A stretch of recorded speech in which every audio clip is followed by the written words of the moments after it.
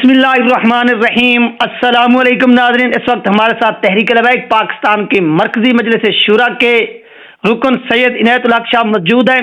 ان سے موجودہ سیاسی صورتحال پر جو ہے اہم ترین گفتگو کریں گے۔ السلام علیکم سر۔ وعلیکم السلام ورحمۃ اللہ وبرکاتہ۔ بہت بہت شکریہ سر، آپ نے اپنا قیمتی ٹائم دیا۔ کوئی بات نہیں جناب۔ تو شاہ صاحب، جو میرا پہلا کویشچن ہے کہ آپ ٹی ایل پی سے کب اور کیسے جڑے؟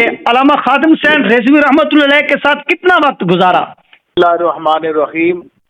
جی قبلہ امیر المجاہدین سے میری پہلی ملاقات جو ہے زندگی میں غازی صاحب ملک ممتاز حسین قادری شہید رحمۃ اللہ علیہ کے سوئم کے بعد ہوئی، جس میں انہوں نے لیاقت باغ کے اندر غازی صاحب کے چیلم رکھنے کا فیصلہ کیا اور میرے والد گرامی اور مجھ سے رابطہ کیا کہ آپ ہمارے ساتھ تعاون کریں۔ تو وہ ہماری پہلی ملاقات تھی، اور وہ پہلی ایسی ملاقات ہوئی کہ بس پھر قبلہ امیر المجاہدین نے اتنی محبتوں، شفقتوں اور پیار سے نوازا کہ ہم انہی کے قافلے کے ایک رکن بن گئے۔ صحیح ہو گیا۔ دوسرا کویشچن یہ کہ فیض آباد دھرنے میں جب 70% علاقہ کلیئر ہو گیا تھا، کہا جاتا ہے کہ پیچھے سے ایک بہت بڑا قافلہ آیا جس نے دھرنے کو مضبوط کیا، کیا اس کی سربراہی آپ ہی کر رہے تھے؟ نہیں جناب، میں تو امیر المجاہدین کے ساتھ موجود تھا وہاں شیلنگ والی جگہ پہ ہی۔ وہ ایسا ہوا کہ جب 70% علاقہ کلیئر ہو گیا اور بالکل واٹر کینن امیر المجاہدین کے کنٹینر کے پاس پہنچ گئی، تو ہم وہاں پاس ہی کھڑے تھے اور ہمارا ذہن میں یہی تھا کہ اب یہ لوگ ہمیں گرفتار کر لیں گے، شدید شیلنگ ہے اور برا حال ہوا جا رہا تھا سب کا۔ اچانک امیر المجاہدین نے کہا کہ اس کو پیچھے دھکیلو، تو ڈاکٹر شفیق امینی صاحب کے ہاتھ میں ایک راڈ تھا۔ اللہ کی شان دیکھیں، انہوں نے امیر المجاہدین کے کنٹینر سے نیچے اتر کر اس پر شیشے پر وہ مارا اور ہم سارے اس کی جانب لپکے۔ ہمیں نہیں سمجھ آیا کہ کیا ہوا کہ وہ آگے کے بجائے پیچھے نکل گیا وہ واٹر کینن، اور اس طرح جو دائیں بائیں کارکنان تھے وہ بھی قریب پہنچ گئے امیر المجاہدین کے کنٹینر کے۔ دوبارہ ہم منظم ہوئے اور ہم نے جب شیلنگ کا مقابلہ کیا، پتھراؤ وغیرہ کیا، تو وہ لوگ پیچھے ہٹ گئے، اور اتنی دیر میں ہم نے دیکھا کہ مختلف دو سائڈوں سے، مری روڈ سے بھی اور جو ہماری کرال والی سائڈ تھی وہاں سے علاقے کے لوگ اور خواتین وہ باہر نکل آئے اور انہوں نے پولیس پر پتھراؤ کیا، جس سے وہ پسپا ہو گئے۔ تو میں یہ سمجھتا ہوں یہ اللہ کی کوئی غیبی مدد تھی، سرکار دو عالم صلی اللہ علیہ وآلہ وسلم کی نگاہ تھی کہ اس موقع پر اللہ نے غیبی مدد فرمائی۔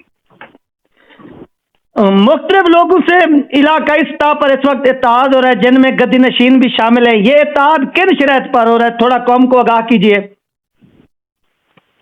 جی، ہم نے اس دفعہ یہ پروگرام بنایا ہے کہ ہم تمام گدیاں جو ہیں وہاں پر بزرگان دین کے مزارات پر حاضری دیں گے، مشائخ کے پاس بھی جائیں گے، علماء کے پاس بھی جائیں گے، تاکہ جو پچھلی دفعہ الیکشن میں ایک ہم پر ایلیگیشن تھا جی انہوں نے کسی کو کہا نہیں، یہ کسی کے پاس آئے نہیں، تو ہم کوئی بھی اس دفعہ اپنے کام کے حوالے سے کمی نہیں چھوڑ رہے تاکہ اللہ تعالیٰ بہتر نتائج دے اور یہ جو کمیاں پچھلے الیکشن میں تھیں وہ اس میں نہ آئیں۔ انشاءاللہ یہاں راولپنڈی اسلام آباد کے جلیل القدر مشائخ سے میرے والد گرامی کے رابطے ہو چکے ہیں اور کچھ سے ابھی ہو رہے ہیں۔ امیر محترم جیسے ہی باضابطہ اپنی مہم کا آغاز کریں گے تو تمام بڑی درگاہوں پہ جائیں گے اور وہاں پر دعا کرنے کے بعد، مزارات پر چادریں چڑھانے کے بعد، مشائخ سے دعا لینے کے بعد ہم اپنے کام کا آغاز کریں گے۔ شاہ جی، بہت ہی اہم کویشچن ہے کہ ٹی ایل پی کس جماعت سے اتحاد کر سکتی ہے موجودہ الیکشن میں؟ دیکھیے، جب آپ سیاست کے میدان میں اترتے ہیں تو دروازے ہر وقت کھلے ہوتے ہیں، لمحہ بلمحہ صورتحال بدل رہی ہوتی ہے اور اس حالات کے مطابق فیصلے کیے جاتے ہیں۔ بہرحال ایک بات واضح ہے، ناموس رسالت، ختم نبوت اور دین کو تخت پہ لانے کے لیے ہم دیکھیں گے اور مجلس شورا کے سامنے یہ باتیں آئیں گی اور امیر المجاہدین کے لخت جگر صاحبزادہ حافظ سعد حسین رضوی صاحب کے سامنے جب یہ باتیں آئیں گی تو پھر موقع محل کے مطابق فیصلہ کریں گے. کارکنان اس وقت اپنی تمام تر توجہ جو ہے وہ الیکشن پر مرکوز رکھیں, کسی منفی پروپیگنڈے کا شکار نہ ہو. انشاءاللہ ہم 8 فروری کے بعد امیر محترم کو اور بہت سے دیگر اپنے ساتھیوں کو اسمبلی میں دیکھ رہے ہیں. صحیح ہو گیا. سعد ریزوی صاحب کتنی حلقوں سے الیکشن لڑ رہے ہیں اور کتنی وہ سیٹیں جیت سکتے ہیں؟ دیکھیے, مجھے باہر کے حالات کا زیادہ علم نہیں ہے کیونکہ امیر المجاہدین کے لخت جگر میرے حلقے سے الیکشن لڑ رہے ہیں, جہاں سے صوبائی کے کاغذات میں نے بھی جمع کروائے ہیں. تو میری پوری توجہ جو ہے وہ اس حلقے کی جانب مرکوز ہے تاکہ 8 فروری کو پوری پاکستانی قوم اور بالخصوص امت مسلمہ کو ہم یہ خوشخبری دیں کہ ان کا ابھرتا ہوا نوجوان لیڈر جو ہے وہ پاکستان کی اسمبلی میں پہنچ گیا ہے. ٹھیک ہو گیا. اسٹیبلشمنٹ کو کیا پیغام دیں گے؟ اگر آپ کا ووٹ چوری ہوتا ہے تو آپ کا کیا رد عمل ہوگا؟ دیکھیے, بات یہ ہے کہ پاکستان کے اندر فری اور فیئر الیکشن ہونا چاہیے. لوگ ووٹ نہ دیں اور ہمیں ہرا دیں, اس کا کوئی ہمیں دکھ نہیں ہے کہ ٹھیک ہے ہم اپنا نظریہ لوگوں کو سمجھانے میں کامیاب نہیں ہو سکے, لیکن اگر لوگ ووٹ ہمیں دیں اور پھر خفیہ قوتیں جو ہیں اس ووٹ کو چرا لیں تو یہ پاکستان کے لیے بہت خطرناک ہوگا. اور میں سمجھتا ہوں آنے والا الیکشن جو ہے وہ پاکستان کا مشکل ترین الیکشن ہے, حساس ترین الیکشن ہے. پہلے ہم نے ایک حصہ گنوا دیا ہے, پاکستان اس کا متحمل نہیں. خدا را اس پر نئے نئے تجربات نہ کریں. مردہ گھوڑوں پہ جو جان ڈالنے کی کوشش کی جا رہی ہے ان میں جان بالکل نہیں ڈال سکتی. پاکستان کی قوم اب اویئر ہو چکی ہے, سیاسی شعور بیدار ہو رہا ہے اور انشاءاللہ تحریک لبیک پاکستان بڑے بڑے برج اللہ رسول کے فضل و کرم سے 8 فروری کو الٹ کر رکھ دے گی. ایک سازش ہو رہی ہے ٹی ایل پی کو الیکشن سے آؤٹ کیا جائے, فیض آباد دھرنا کیس بھی چل رہا ہے. چیف جسٹس صاحب کو کیا پیغام دیں گے؟ دیکھیے, سازشیں تو اسلام کے خلاف اور اسلامی قوتوں کے خلاف شروع سے جاری رہی ہیں, لیکن اللہ غالب حکمت والا ہے اور اس کی خفیہ تدبیر جو ہے وہ ہمیشہ غالب آتی ہے. ہمارا بھروسہ اور آسرا اللہ اور اللہ کے رسول کی ذات پر ہے. جب مالکوں کی طرف سے کرم نوازی ہو جائے گی تو چاہے اسٹیبلشمنٹ سازش کرے یا کوئی اور ادارہ سازش کرے یا اور بڑی شخصیت سازش کرے, اس سے فرق نہیں پڑتا. پھر دین کا راستہ دنیا کی کوئی طاقت نہیں روک سکتی. صحیح ہو گیا. سعد ریزوی صاحب اور علامہ خادم حسین رضوی رحمۃ اللہ علیہ میں کیا فرق ہے؟ دیکھیے, دونوں باپ بیٹا ہیں. ظاہر امیر المجاہدین تو ایک بہت ہی بڑی شخصیت تھے اور ان کے مقام تک پہنچتے ہوئے سعد حسین رضوی صاحب کو ایک وقت چاہیے, لیکن میں یہ سمجھتا ہوں ہماری توقعات سے 200 گنا بڑھ کر سعد رضوی صاحب نے یہ ثابت کیا ہے کہ وہ حقیقت میں امیر المجاہدین کے گھر میں ہی پیدا ہونے کے لائق تھے. جس طرح انہوں نے تقاریر کا سلسلہ اور بڑے اہتمام کے ساتھ احادیث روانی کے ساتھ پڑھنا, اقبال کو پڑھنا, فی البدی سوالوں کے جواب دینا اور موقع محل کے مطابق احادیث کو یاد رکھنا, واقعات کو یاد رکھنا, فارسی عربی اشعار کو یاد رکھنا, تو میں یہ سمجھتا ہوں کہ اس نوجوان نے ہمیں بہت متاثر کیا ہے. یہ نہیں کہ میری جماعت کے سربراہ ہیں تو میں اس لیے کہہ رہا ہوں, یہ حقیقت ہے.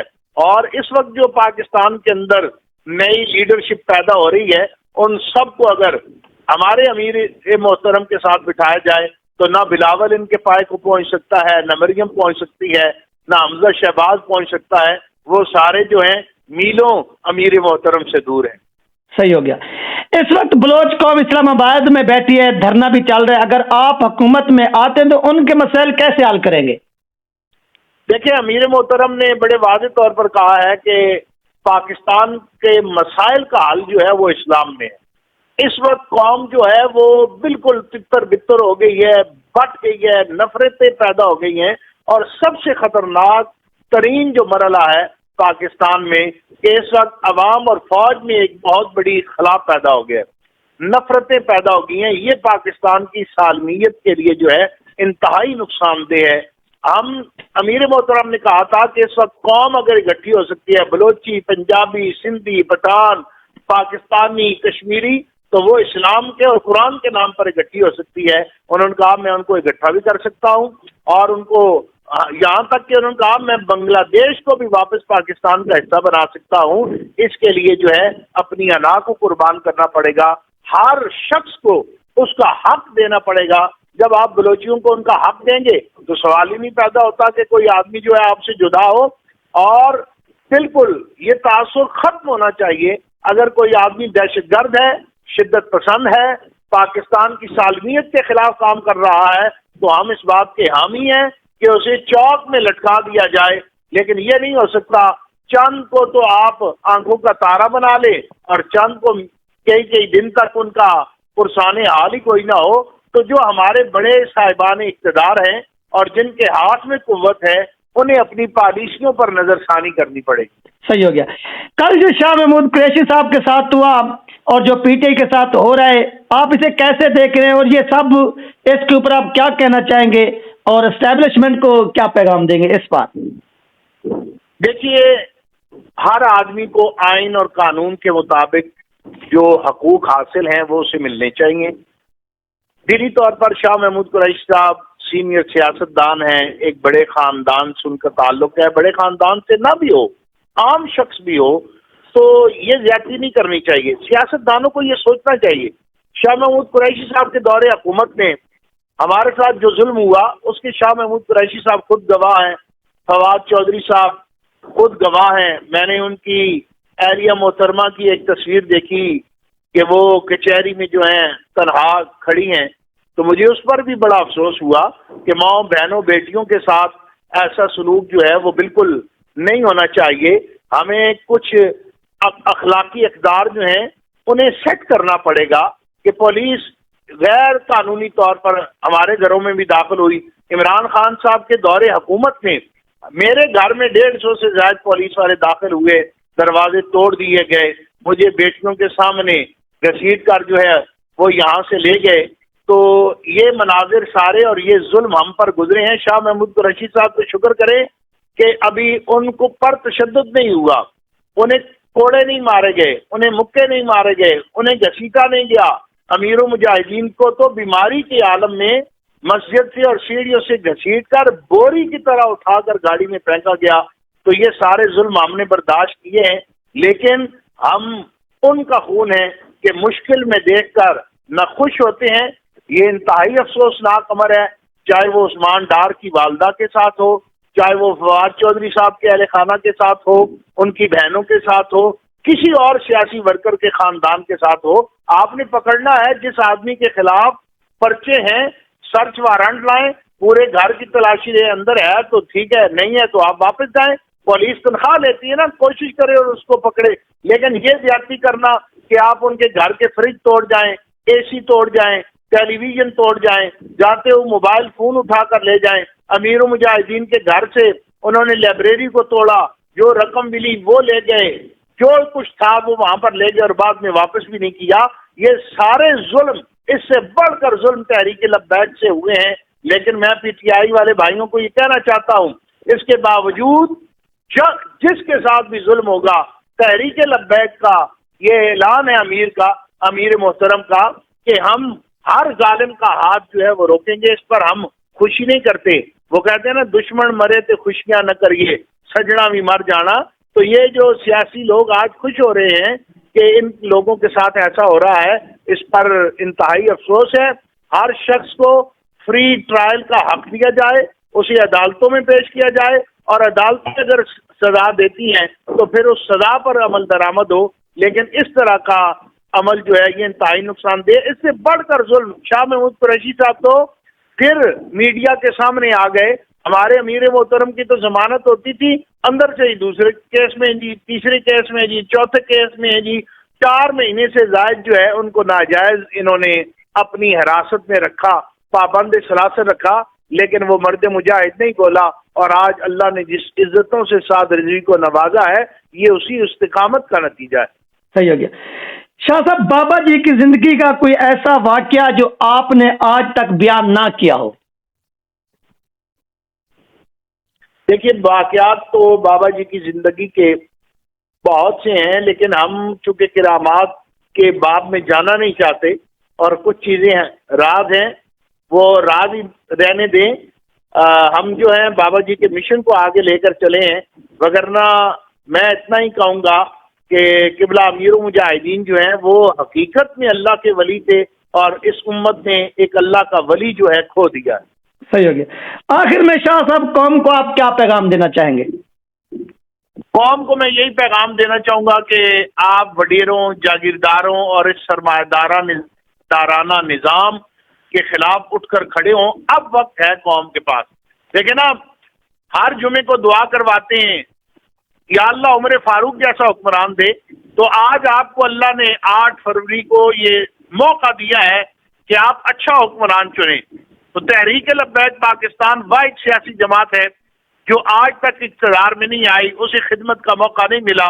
تو پوری قوم سے میں اپیل کروں گا کہ ان چوروں لٹیروں پر آپ نے اعتماد کیا ہے، ایک مرتبہ تحریک لبیک پاکستان پر اعتماد کر کے دیکھیں۔ ظاہر ہے جب ہم ان کی اعتماد پر پورا نہیں اتریں گے تو آئندہ وہ کہاں انہوں نے قوم نے ہمیں ووٹ دینی ہے۔ لہذا قوم کے پاس یہ سنہری موقع ہے، تحریک لبیک پاکستان کو ووٹ کریں، کنین پر جو ہے وہ ٹھپا لگائیں۔